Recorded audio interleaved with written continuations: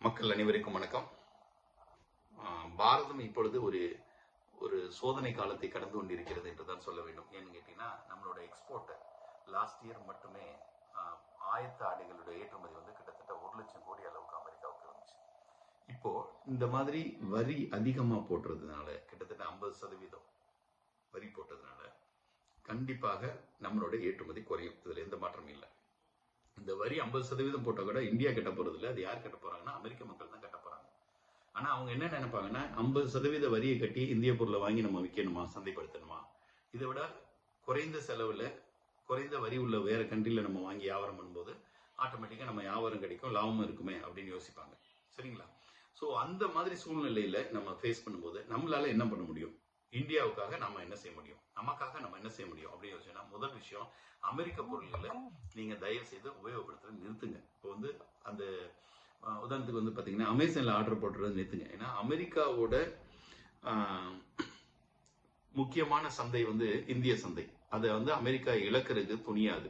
அப்ப நம்ம என்ன பண்ணணும்னா, நம்ம வந்து ஆட்டோமேட்டிக்கா அதுக்கு கொடுக்குற வாய்ப்புகளை குறைச்சோம்னாவே, இப்ப வந்து Coca Cola, Amazon, Citibank, இந்த மாதிரியான டெல் கம்ப்யூட்டர்ஸ், இந்த மாதிரி விஷயத்தை நம்ம அமெரிக்கா பொருட்களை உபயோகப்படுத்துறது குறைச்சோம்னாவே ஆட்டோமேட்டிக்கா அவங்க வழிக்கு வந்துடும். 1 or 2 monthsல இந்த டேரிஃப் வந்து மாற்றப்படுவதற்கு வாய்ப்புகள் அதிகம்.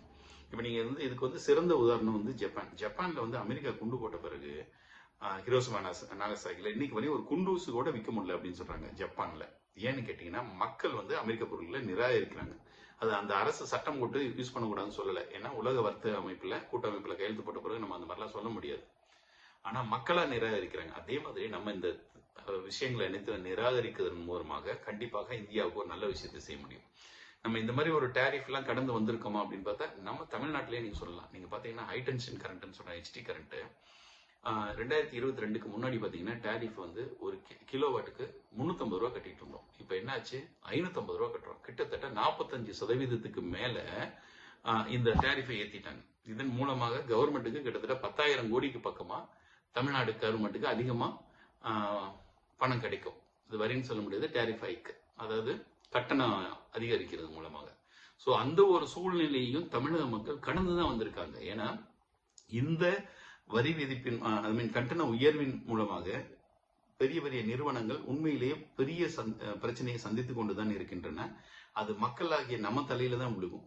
சோ அந்த மாதிரி விழுகிறதை சமாளிச்சு வந்த நமக்கு கண்டிப்பாக இது ஒரு பெரிய விஷயமா இருக்காது.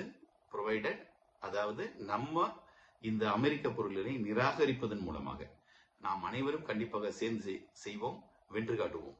நன்றி. ஜெய்ஹிந்த்.